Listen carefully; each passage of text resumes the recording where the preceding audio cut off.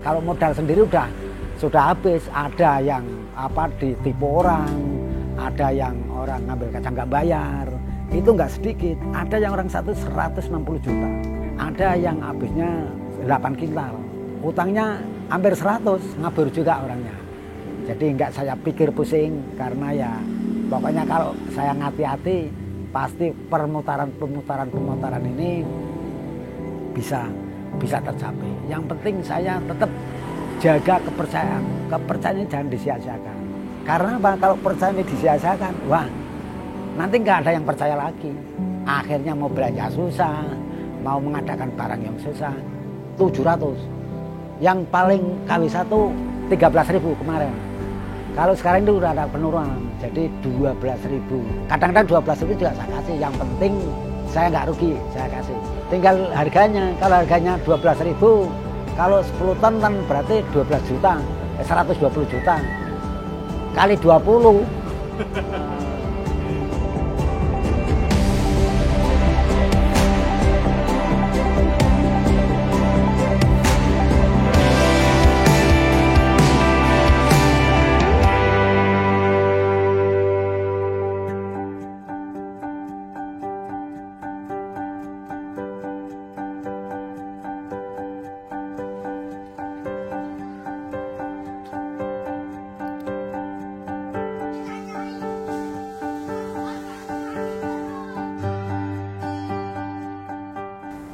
Assalamualaikum warahmatullahi wabarakatuh.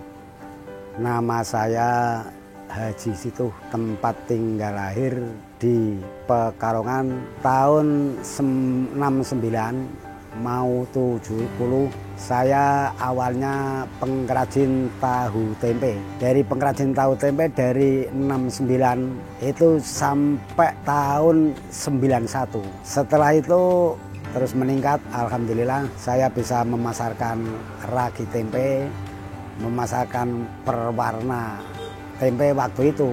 Ini sak Jabodetabek. Belum banyak yang memasarkan ragi lipi untuk mengeluarkan jamurnya tempe. Waktu itu saya dagang juga, bikin tempe sendiri. Saya beralian profesi untuk menjual bahan bakunya tempe. Namanya kacang kedelai. Kacang kedelai sekarang impor dari Amerika. Nah ini saya mengembangkan untuk bahan bakunya. Bahan bakunya kacang kedelai. Alhamdulillah saya sudah punya 2 tempat. Yang satu tempat di Cilamaya, di Kabupaten Kerawang, yang nungguin anak saya yang nomor 1. Adapun saya yang di Jalan Gagak Raya, nah ini saya tungguin saya dan anak-anak saya, keluarga saya.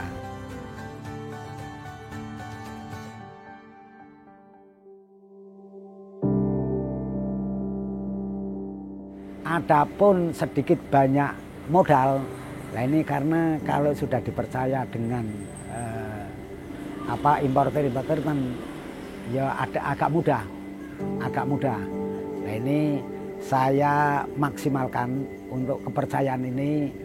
Saya nggak sia-siakan. Saya tetap tularkan dengan anak-anak saya sehingga kepercayaan itu bisa bergantian. Setelah percaya dengan saya, ya terus saya kok sudah nggak nungguin lagi. Nah ini anak saya bisa dipercaya dengan yang punya barang banyak itu. Nah sekarang ini kepercayaan itu mahal harganya. Kalau modal sendiri sudah habis. Ada yang ditipu orang, ada yang orang ngambil kacang nggak bayar, itu nggak sedikit. Ada yang orang 160 juta, itu pengrajin tahu. Waktu itu habisnya 1 ton.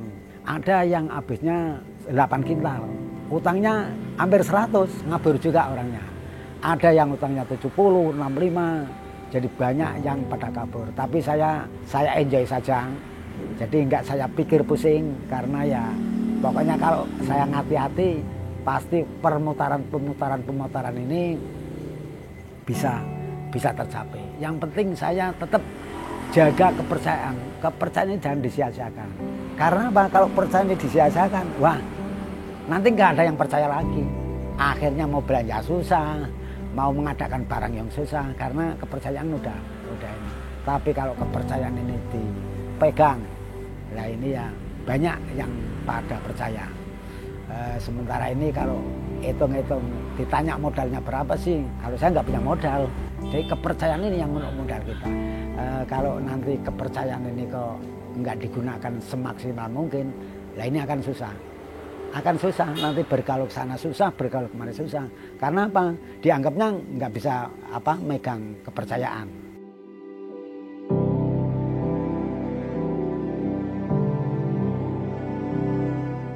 Kalau nggak ditanya punya duit, ya punya, namanya orang dagang kan saben hari megang duit. Saben hari megang duit orang namanya dagang, tapi besar kecilan kan ya ini. Nah, tapi itu kan duitnya kepercayaan itu. Yang penting kejujuran ini dipegang. Kalau emang jualan umpamanya, kalau emang jualan kacang kedelai itu nggak bagus, nah ini jangan bilang bagus. Mau nggak bagus bilang bagus, nanti nggak dipercaya. Terus masalah timbangan, nah ini kacang sudah ditimbangin dulu. Tumpuan yang 40 kilo, 40 kilo ditumpuk sampai beberapa tumpuk, 35 beberapa tumpuk. Ada yang kurang dari 5 ini, tapi itu nggak pas timbangannya 40 kilo persis, nggak pas. Pasti dikurangi. Saya nggak mau seperti itu karena itu adalah bertentangan dengan agama. Larangan dengan agama nggak boleh. Nah ini yang saya praktekkan sekarang ini, orang beli 35, silakan orang lihat sendiri, mau nimbang sendiri juga boleh.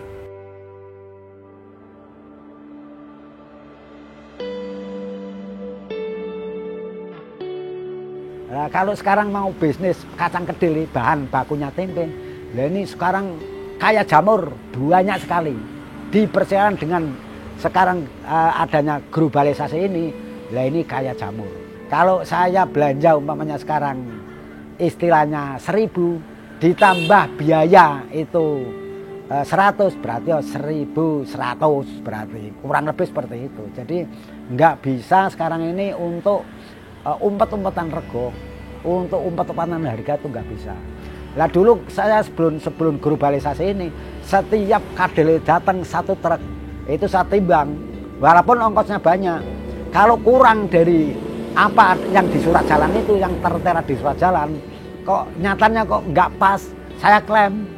Nah ini kurangnya 1 kintal dalam 10 ton, saya klaim 1 kintal. Nah, karena kalau nggak diklaim nanti kesenangan supir. Nah kurang lebih seperti itu. Nah ini bisnis itu Pak, teliti, hati-hati dan harus pandai. Teliti itu teliti, masuk keluarnya barang itu teliti. Jangan sampai keluarnya barang nggak teliti. Kalau nggak teliti, ya akan hancur, akan rugi. Barangnya sama enggak sama pesanan, sama monster tadi yang ditunjukkan. Terus barangnya cukup nggak timbangannya. Kalau nggak cukup, diklaim. Kalau sudah diklaim, dilaporkan sama armadanya. Yang punya armada siapa itu. Nanti klaim-klaimnya itu dipotong sesuai dengan perjanjian. Itu telitinya sampai seperti itu. Lah kalau kita nggak teliti, main barang masuk, main barang keluar, nggak diawasi. Seminggu kadang-kadang 40 ton, kadang-kadang 50 ton, kadang-kadang 30 ton. Sesuai dengan lakunya yang di bawah ini. Kadang-kadang saya sebulan itu lebih dari 200 ton. Ya, lebih dari 200 ton. Paling sedikit 2. Seminggu 20 ton berarti. Paling sedikit ya. Kalau rame ya sampai 4 kali, sampai 5 kali, sampai 3 kali. Ya. Per kilo kalau sekarang ini saya jual 12.200. Kalau kemarin 12.700. Yang paling KW1 13.000 kemarin. Kalau sekarang itu udah ada penurunan, jadi 12.000. Kadang-kadang 12.000 juga saya kasih. Yang penting saya nggak rugi, saya kasih. Ya tinggal duitnya, tinggal harganya. Kalau harganya 12.000, kalau 10 ton kan berarti 12 juta, 120 juta. Kali 20. Ongkos itu kan ditambah biaya. Biaya itu berarti kan diambil dari itu. Harganya 10.000. Tapi ditambah biaya sekitar 100 sampai 200. Berarti sekitar 10.200 harganya. Atau 300 umpamanya. Kalau 10.000 berarti modal ditambah 300, rinciannya tambahan 100 untuk mobil, 100 untuk biaya, 100 untuk untung. Itu kalau kebetulan harga normal baik. Tapi kalau udah lebihnya itu hanya 200, nah ini ya paling enggak 50 untuk mobil, 50 atau 75 untuk mobil, 75 untuk yang kerja, 75 untuk keuntungan. Kurang lebih seperti itu. Jadi ini itu sudah dipantau dari pemerintah, kayak jualan beras. Nggak boleh mahal, nggak boleh murah. Kalau mahal yang nggak laku, kalau murah yang nggak dapat modal. Nah, ini tuh bahan pokok, ini namanya bahan pokok sehari-hari. Sama kayak beras. Sekarang ini beberapa tahun belakangan ini saya hati-hati. Hati-hati, teliti, dan rajin. Rajin dalam kata milih barangnya rajin. Artinya barang yang nggak bagus nggak mau. Itu berarti hati-hati, Pan. Teliti ya termasuk menyediakan barang itu teliti. Kalau emang buat tahu nggak mengembang ya sementara jangan dulu. Karena tahu itu nggak mengembangnya gimana? Setelah diproduksi digiling, aslinya tahu-tahu sedikit. Pengalaman banyak teman kesana menjanjikan. Saya bilang banyak teman, lah ini ya banyak mendatangkan rezeki. Nah, dengan pengalaman-pengalaman itu akhirnya tahu, oh ini khusus bidang ini, harusnya begini-begini. Nah, tan tahu berarti karena pengalaman, beberapa pengalaman. Oh kalau saya habis sekian tahun aja berarti keuntungan lebih. Nah ini pengalaman. Nah kalau saya nggak pengalaman di bidang kacangan, tempe, lah kan pengalamannya tempe doang, tok berarti nggak berkembang. Nah ini dengan adanya banyak kenalan, lah ini bisa yang tadinya tempe tetap berjalan tapi dipindahkan orang lain. Lah saya nekuni kacang kedelai.